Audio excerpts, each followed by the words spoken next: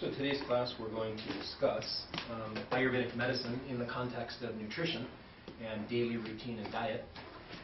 And we're going to begin our class by chanting a mantra called Medicine Master Buddha Mantra. Some of you who've been here before are used to perhaps chanting a mantra that goes Teyaka Om Bekenze Bekenze Maha Bekenze Swaha. Some of you have done a short mantra from Medicine Buddha.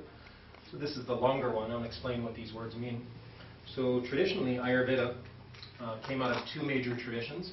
It came out of the yogic tradition, which is from Patanjali. How many heard of Patanjali? Yoga Sutras? Yeah. So basically Patanjali was a wandering ascetic monk, of the Hindu or Vedic tradition. So he was the author of the first major Ayurvedic text from 200 BC called Charaka Samhita. Samhita means scripture or commentary or sutra. And then Sushruta Samhita was the second most important one. That was authored by Nagarjuna. How many heard of Nagarjuna Bodhisattva? So Nagarjuna was a great sage monk who was the abbot of the biggest university in the world, Nalanda University, had 10,000 students, right, in 200 AD. And he compiled many Ayurvedic texts. He was considered the greatest of Ayurvedic doctors of his era, right? And then also, for some of you who are a little more technical in Buddhism, also Ashwagosha, who did the 50 stanzas in devotion to the spiritual teacher, is an Ayurvedic doctor in Aryadeva. So we're going to go over those. And then there's a layperson who, from 700 AD, his name was Bhagavata. Right? Bhagavata means well-spoken. He had a very good ability to talk and give discourses. And Bhagavat, he was basically a Hindu practicing the Vedas, and he converted to Buddhism specifically because of Tara practice and Avalokiteshvara or Chenrezig practice. Right? So out of the three great Ayurvedic doctors, actually two of them are Buddhists, right? So many people speak of Indian medicine as Hindu medicine. Excuse me. However, we could actually say it's more Buddhist medicine than it is Hindu medicine. Okay. So if you'd all turn off your cell phones. All right. So the Ayurvedic medicine is focused on three major principles. One is called Vata, we'll talk about that. The other is Pitta, and the other is Kapha. And in a nutshell, we could say, just to give a placeholder for this, we could say Kapha is someone who's sort of husky or chubby or large-boned, and Vata is someone who's very skinny and small-boned and has a hard time putting on weight, and Pitta is somewhere in the middle, right? So sort of a medium-build person, thin-framed, skinny person, sort of husky or chubby person, right? So we'll talk about how to work with people who are having obesity problems, but then work with the opposite, people who are having too skinny, right? And then the people in the middle tend to have things like ulcers. They're neither skinny nor are they fat, and they tend to get acid belly and acid reflux and heartburn, that sort of stuff. Vata person tends to get constipation, that sort of thing, lots of gas and bloating. And Kapha person, they tend to get lots of mucus and runny nose or mucus or response after eating food. So we'll talk about these three. But before we do, we'll begin our class with the mantra of Medicine Buddha. So this mantra is in, of course, the Sutra of the Medicine Buddha, but it's also in a text called the Four Tantras of Tibetan Medicine, right? Called the Jushi. So it's been translated in English in 6 volumes called Encyclopedia of Tibetan Medicine. And it's basically in Sanskrit and Tibetan language, this mantra. But originally it came out of the Sutra of the Medicine Buddha. And then it's also in this text, again from 700 AD. So it's in 3 different Ayurvedic texts, this mantra. And traditionally classes are begun by speaking this mantra. So we'll do it 3 times to begin. The mantra goes like this: Om, which is the primordial sound, the sound that represents space or emptiness from which all things come. Namo means I rely upon or I learn from, I respect. Bhagavate means the world-honored one. In this case, world-honored in the area of Vaisaja. Vaisaja means medicine. So it means Om, I rely upon the one who is the world-honored, world-revered in the area of healing. So Medicine Buddha, who is this Buddha right up here in blue, is called Vaisaja Guru. Guru means master, and Vaisaja means medicine or healing. So homage to the world-honored one who is the master of medicine, who has a body that is Vaidurya. Vaidurya means lapis lazuli, or blue radiance, azure blue sky glow. And Prabha means radiance, right? So the radiance of lapis lazuli, or blue color, right? And then Rajaya means the king of what? Specifically the king of medicine. The king, the Rajaya, the king of medicine. And Tathagataya is the title of all Buddhas. It basically means thus come one. It means the Buddha doesn't come from anywhere, nor does he go anywhere. So his mind is focused and unmoving in the midst of all the turbulent ups and downs. And then Arhate means gone beyond birth and death. And particularly in this case, it being able to cure illnesses and the big illnesses that we're not in control of when we are born and when we die. And we die of illnesses and disease. So basically this Buddha has mastered those. And then Samyak Sam, Bodhi. Bodhi means enlightenment, right? It means gone beyond the duality of Vata, Pitta, Kapha. Not caught up in too much dry and coldness of Vata, and hence not afflicted by cold or by dry. This would be like desert places, right? Not afflicted by oily, humid, nor afflicted by heat, right? That's Pitta. And not affected by fatty, greasy, mucusy, cold. That would be like winter, right? So basically we could say gone beyond the duality of dry and wet, of hot and cold. Okay, those are the big attributes that make up our universe. Things are either hot or they're cold. They're either wet or they're dry. And also by wet we mean oily. Okay? So these are the principal attributes. So Bodhi, in the context of medicine Buddha, at a basic level means nirvana. Vana means attribute or color. Nir means not. Means beyond the attributes that afflict us. Oh my God, it's so hot out, I can't take this heat, I'm sweating, I can't stand the humid climate in Hawaii. And then another person goes, oh, I love Hawaii, it's so hot and humid, I love it, right?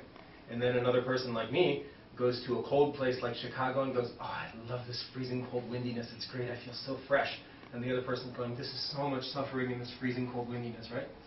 So we all have our aversions to things and our cravings to things. So it means nirvana, means beyond, nir is not, beyond the dualities of hot and cold, not afflicted by them.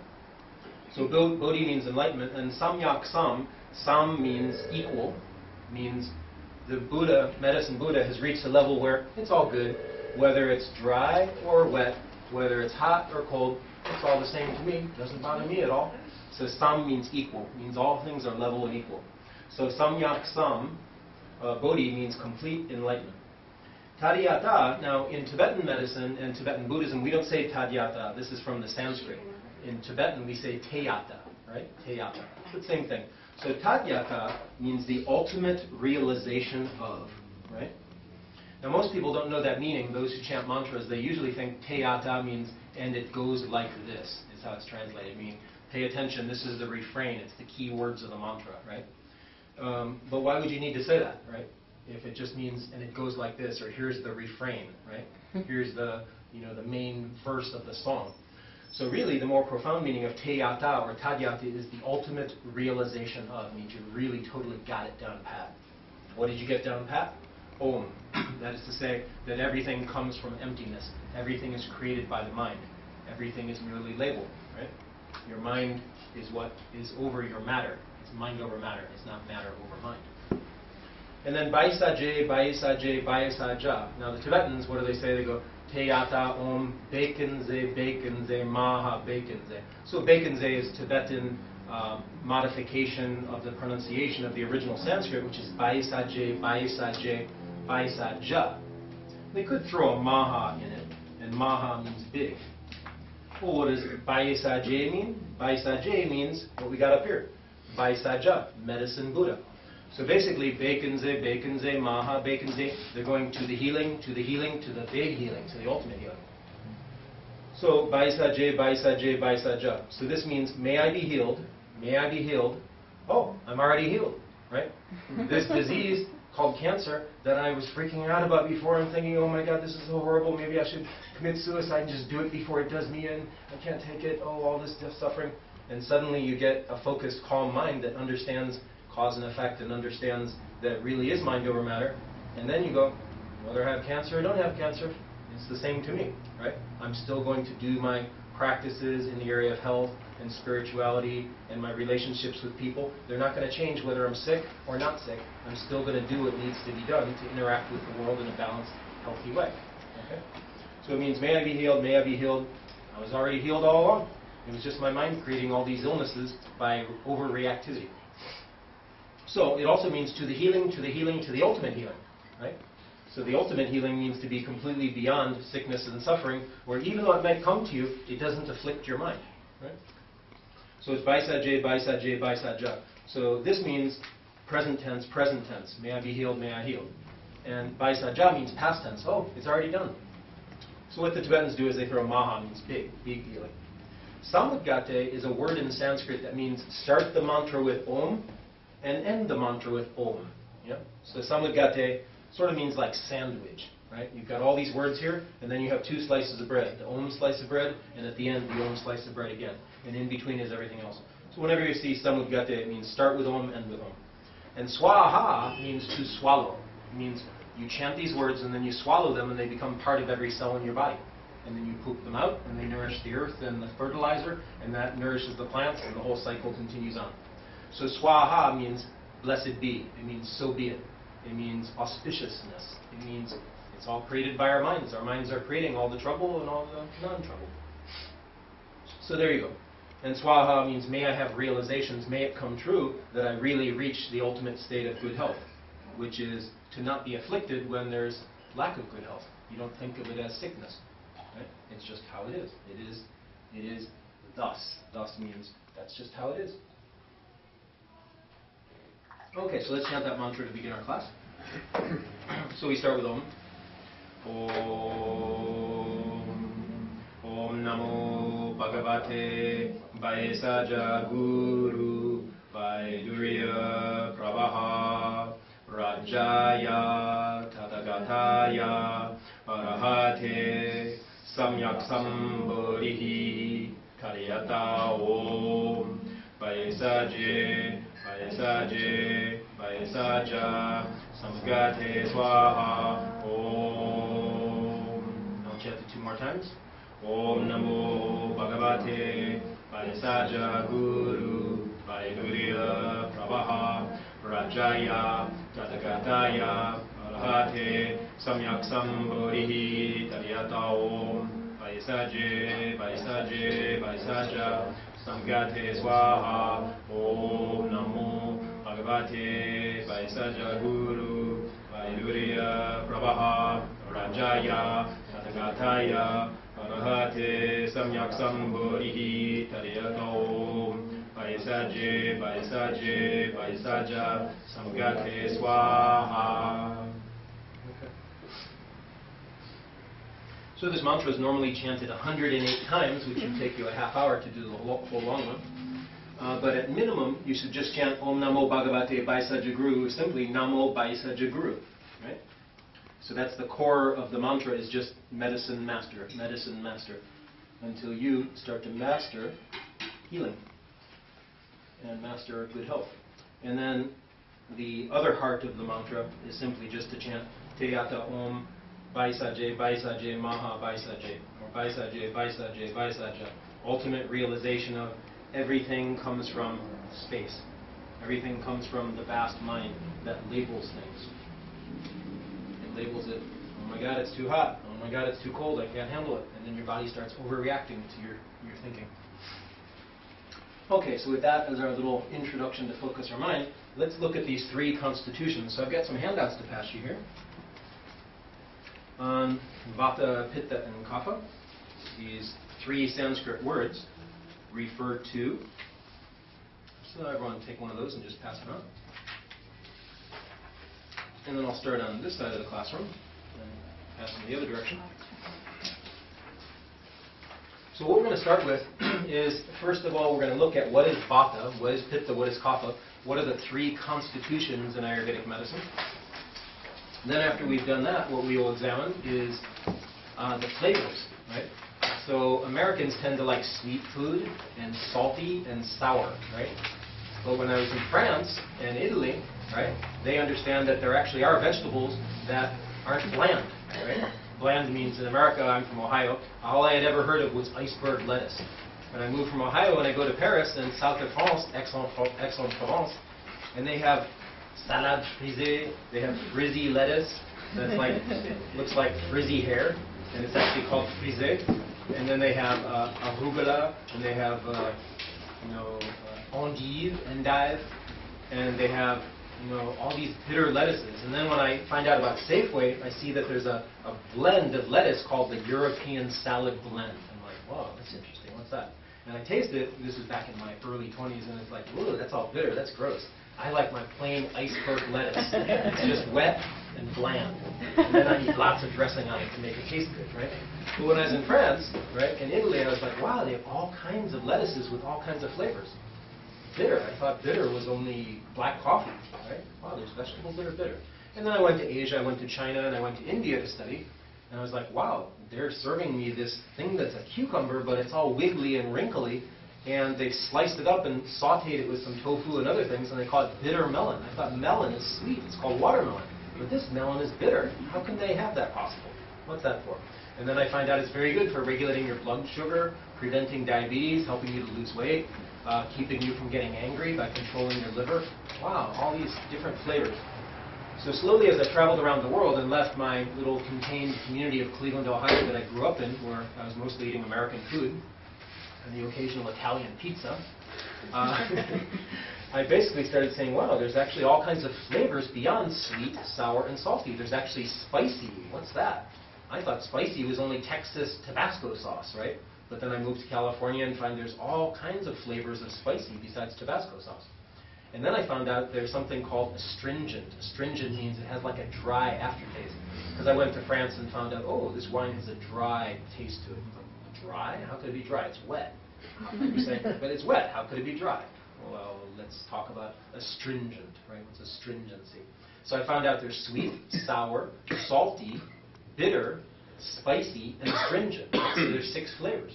But we don't get a chance to taste bitter because most Americans don't drink black coffee. We drink these mochas with extra sugar and extra milk and a latte and all this, right? So a lot of my patients I see, I ask them, can you name a bitter food? They're like, cucumber? No, that's not bitter. Do you take the skin off it? Yes. Well, then it's definitely not bitter, right? So they don't really know. A lot of people, Americans, really can't think of a bitter food unless they're from the West Coast and they're like a gourmet who's used to eating dark chocolate and having a European salad blend, right? So to make a long story short, you're not going to have a balanced, healthy metabolism, a balanced, healthy growth, and a balanced, healthy movement, right?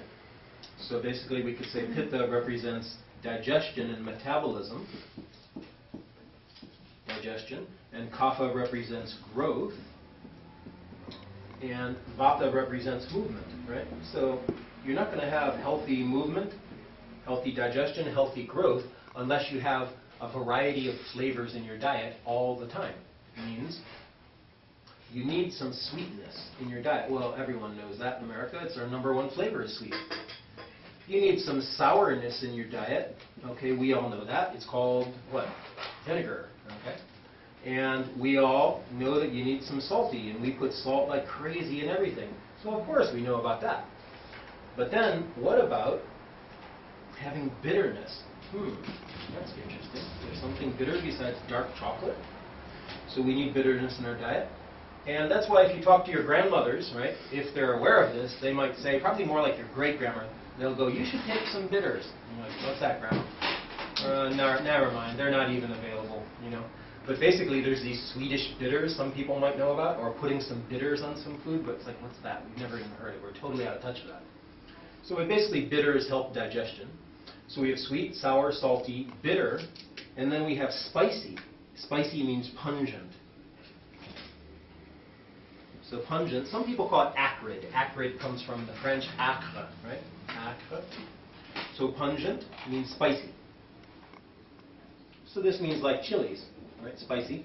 And then we have astringent. What's astringent? It means the skin of the cucumber has a certain bitterness, a certain astringency.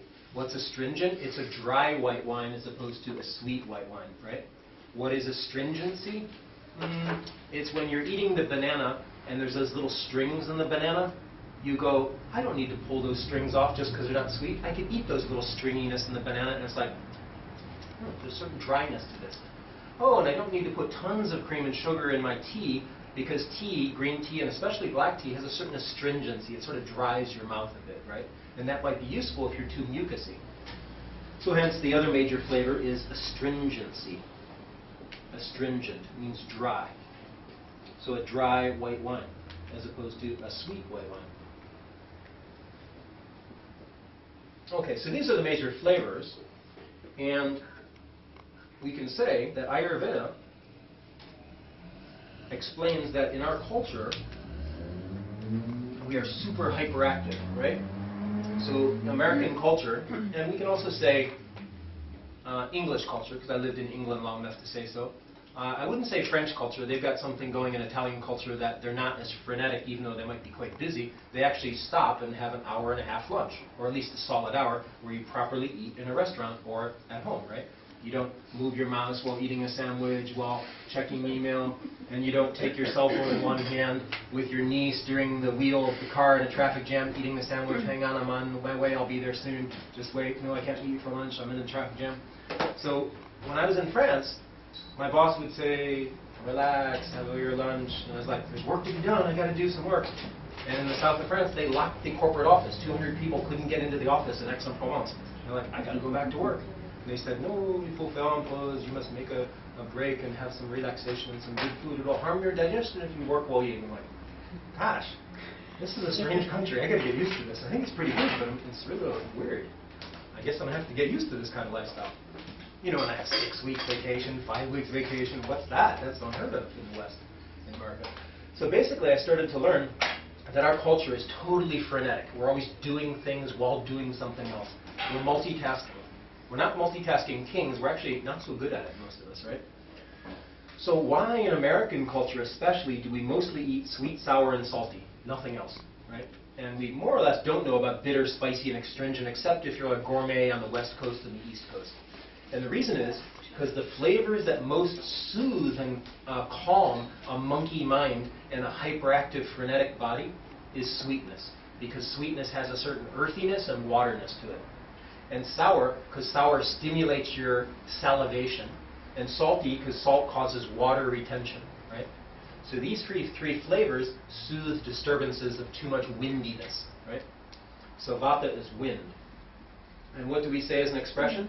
We say the winds of desire, and we say the winds of change, right? Okay?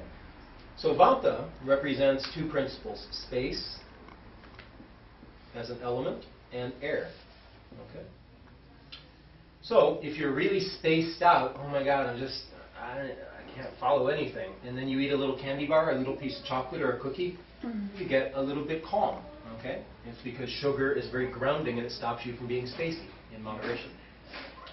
And if you're passing gas as in pass wind, right, and you're having lots of burping, bloating, and farting due to too much air in your stomach and in your digestive system, some sourness and saltiness in moderation will actually help all of your gas and bloating and burping and farting, right? But if you're eating predominantly sweet foods with sour and salty lacking for some reason, right, which some people do, you're going to have a lot of gas, okay? That's why sometimes when people eat ice cream, or like frozen yogurt, or some very sweet yogurt, they start getting lots of bloating and gas. It's because they need something to spice it up, to counteract the heavy bloating qualities that it might cause in someone who has vata-style digestion. What is vata-style digestion? Well, it's just like the wind. The wind is irregular. Irregular. So those of you who are into Tibetan Buddhism for a while, you might have started hearing the word lung, right? Oh, I'm so lung after chanting 5,000 mantras over a long retreat for a whole week. Lung, when a Tibetan person says, I'm very lung, it means they're very vata, right? It means their mind is sort of hyperactive and just moving so much. Okay.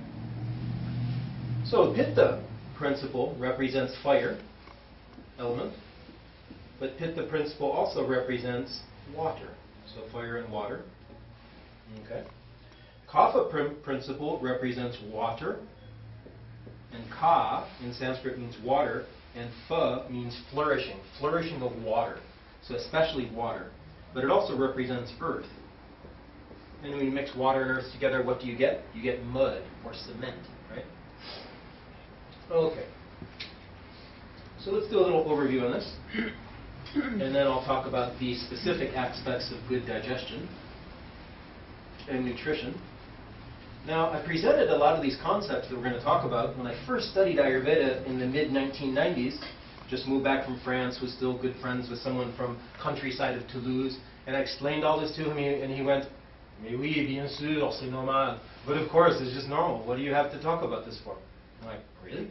I thought this was revolutionary. It's incredible when I learned this, right? And he goes, you Americans, boy, you go to Costco, and soon it will be 24-hour Costco. You could get whatever you want at any time of the day, 24 hours a day, 7 days a week. And of course you have to study this because you're not in touch with the rhythms of nature as I am as a farmer living outside the countryside outside of Toulouse, right? And then I get on the Amtrak and I'm riding the Amtrak and I meet an 85-year-old grandmother visiting all by herself all of her 40 or 50 grandkids and grandkids. And I tell her all about Ayurveda, and she's from a farm in North Dakota, and she goes, "You city people have to talk about all this stuff. It's just common sense. But it's good at least you're talking about it. Most people they're not even aware of these things." I'm like, wow, this is interesting. So, in the modern world, we're quite out of touch with these concepts. So that's what the goal of this seminar is, to give you a little introduction to good health as it pertains to the flavors, right? And how they affect our health. So, Vata has the following attributes. So if you look on the handout there, you see on where it says here, the connection of the elements in the food, right? And for those of you following along on the video, listening on archive.org, where this video is available, this is from Ayurvedic Cooking for Self-Healing from Dr. Vasant Lad and his wife Usha, right? So it says there's 5 elements: earth, water, fire, air, and space. Okay? So let's look at space and air. So space represents things that are very mind-expanding or mind-altering, such as alcohol, hypnotic and narcotic, right? Marijuana, LSD, cocaine, tobacco. It represents things that excessively expand our mind in a spacious way. But at some point, if you do them too much, people might start calling you a space cadet, right? So it means you've got way too much spaciness, being spaced out. So then air represents things that get dried out. So if you left some vegetables out, right, and you didn't refrigerate them, at some point they're going to get dried out. If you left a piece of meat out, at some point from the air, it's going to cause it to dry out. Okay? So airiness, it talks about things such as raw vegetables. If you think about it, if you have broccoli or cauliflower, it's very airy, right? And if you ate a potato, it's sort of airy, right? But then when you cook it, it becomes quite wet, okay? And it becomes very soft. So things that are airy, they tend to be dry, okay? And if you think about it, airy also means windy. So if we went to the desert of New Mexico or Arizona or Nevada, we would find it's very windy and airy there, right? It's very windy. And hence what happens? The water evaporates from excessive windiness, right? So the air is Vata. Can someone pass her one of those? The 2 sets of them from the extras? Okay, so that's space and air. So the next one is fire. Fire represents in food things like chili peppers, red chilies, green chilies, garlic, cloves. Spicy food, ginger, turmeric. Turmeric's not too spicy, but mostly things that are hot and burn. Why do onions make you cry? Because they've got a certain fieriness that is intense on the eyes. It irritates the eyes. If you chop an onion or garlic and then you rub your eyes after chopping the garlic, it's going to burn like crazy. Same with chili pepper. So foods that are fiery are very pitta. Okay. Now what does pitta mean in Sanskrit? We said that vata means wind, and in Tibetan that's called long, or wind. Pitta literally means yellow. So if we look at foods that are yellow, right? Yellow is the color of fire, right? If we were a little kid and we're drawing in a coloring book a picture of the sun, we would probably reach for yellow. But we'd also reach for orange and red. So foods that are red, orange, and yellow, they have a certain fieriness to them, right? Maybe not at a strong level, but it's certainly there. Okay? So that's the fire aspect. Then water aspect. So water aspect is milk and dairy, right? So unless you're very, very healthy with very strong digestive fire, if you drink cold milk in excess, right, or if you're out of balance, cold milk at all, and certainly ice cream, you're probably going to get a little bit of runny nose or sniffles, just a little bit, right, unless you're very healthy. If you're healthy, no problem, then you go, so far so good. What's wrong with eating cheese straight out of the refrigerator? When I was in France, in Bourgogne, in the countryside of Burgundy, I said, why are you putting your cheese in a bird cage and setting it out in the sun? This is very strange. Why don't you put it in the refrigerator? It's going to spoil. And he said, no, this is a cage à fromage. It's a cheese cage, not a bird cage. And I went, really? That's really strange, but okay, tell me